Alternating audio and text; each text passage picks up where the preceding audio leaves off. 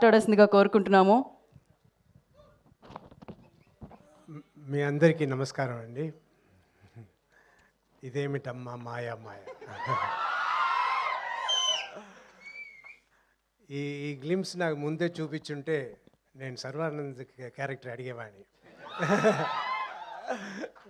అన్నీ అయిపోయిన తర్వాత చూపించారు అభి గారు. యాక్చువల్లీ నేను ఒక ఫారెన్లో ఒక ఫిల్మ్ షూటింగ్ సాంగ్స్ షూటింగ్స్ వేస్తున్నా. అక్కడ ఒక ఫోటోగ్రాఫర్ యాక్చువల్లీ మా ఫోటోగ్రాఫ్ రాలేదని అక్కడ ఫోటోగ్రాఫర్ అరేంజ్ చేస్తున్నా.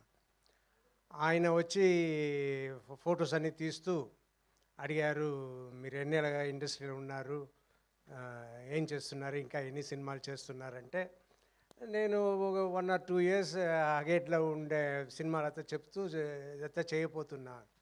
యు ఆర్ వెరీ లక్కీ అండి.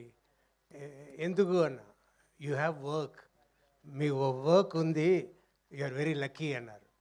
నేను అది పెద్దగా దాని గురించి అప్పుడు పెద్దగా అనుకోలేదు.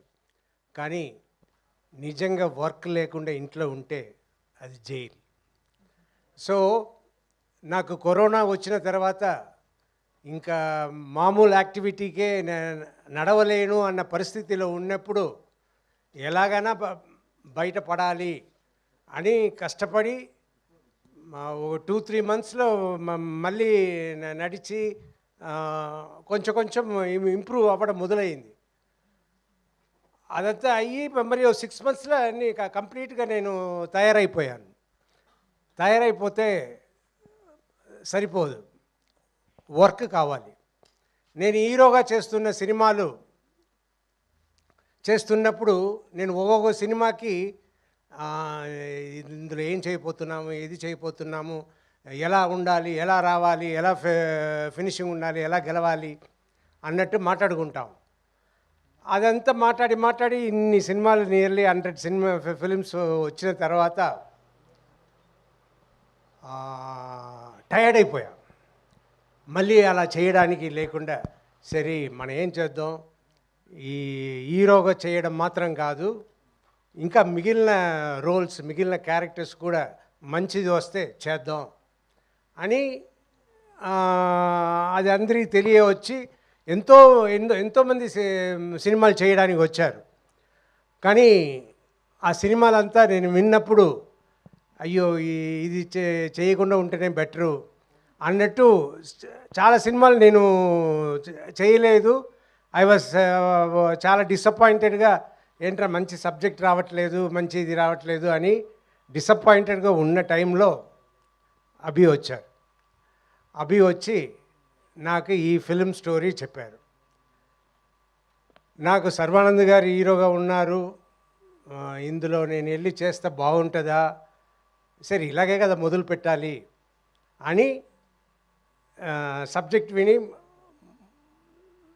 చాలా బాగుంది, మనకి సినిమా బాగా చేస్తే మంచి పేరు వస్తుంది అన్న దాంట్లో ఆ సినిమా చేస్తానని నేను ఒప్పుకున్నాను. కానీ నిజంగా ఆ ఫిలిం ఎంత బాగా వచ్చిందో all because of Abhilash Reddy గారు.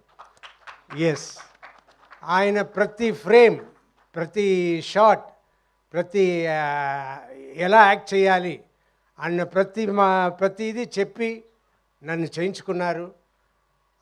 నాకు ప్రతిరోజు షూటింగ్ అయిన తర్వాత, సీన్ అయిన తర్వాత పెద్ద సాటిస్ఫాక్షన్. ఆహా, ఇంత బాగా వస్తుంది అంటే మంచి వర్క్ తీసుకోవాలి. లేదంటే ఇప్పుడు ఇందులో యాటిట్యూడ్ చూపించండి అని అన్నప్పుడు నేను ఎప్పుడు మామూలుగా అందరితో నవ్వుతూ తిరుగుతున్నట్టు నేను ఉంటుంటే అది కాదు సార్, అక్కడ యాటిట్యూడ్ రావాలి, అది తెప్పించండి అని చెప్పి ప్రతి ఫ్రేమ్ నేను బాగా చేసేలా చేసిన అభి గారికి చాలా చాలా థ్యాంక్స్. అండ్ అదే ఈ సినిమా గెలుపు అవుతుంది. అండ్ ప్రొడ్యూసర్ అని చూస్తే వంశీ గారిని నేను ఇప్పుడే చూస్తున్నా. అంటే సూపర్ ప్రొడ్యూసర్స్, సూపర్ ట్రీట్మెంట్, అన్నీ సూపర్. ఇంత కామ్గా ఇంత ఇదిగా ఉన్నారు. మనమంతా ఇంత ఖర్చు అయితే నేను సినిమాతో చేసినవని కదా, ఈ సినిమా ఖర్చులు అన్నీ చూస్తుంటే నాకు భయం పుట్టేది. కానీ ఈయన is very cool, really great sir. అలా ఉండడమే గ్రేట్. నాకు ఇవాళ ఈ ఫంక్షన్ ఉంది, మీరు వచ్చి అయినా మాట్లాడాలి అని అభి గారు చెప్తే నేను వచ్చి ఏం మాట్లాడేది. నాకు మామూలుగానే ఇరిటబుల్ బబుల్ సిండ్రోమ్ ఎప్పుడో సఫర్ అవుతున్నా. అది చెప్పగానే నాకు యాంగ్జైటీ, నా కడుపు చెడిపోయింది, అన్నీ చెడిపోయింది. వచ్చి ఇవాళ చెడగొట్టపోతున్నాము అనే ఐడియాలనే వచ్చి సరే ఏదో మాట్లాడాలి, ఏదో మీరు మాట్లాడాలి అంటే సరే నా మనసులో ఉన్నది మాట్లాడుతున్నాను. ఆయన సర్వానంద్ గారు నిజంగా very cooperative, very respectful. And ఆయన ఈ మాట చెప్పాలి.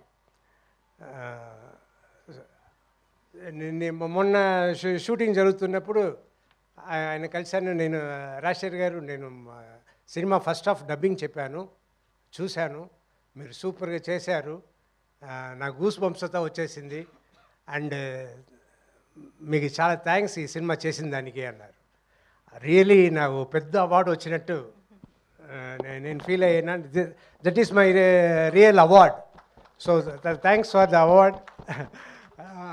అలా చెప్పడమే I was feeling very lucky. And ఈ సినిమా అభి చెప్పినట్టు మీరు చూడండి, it will be great. Thank you.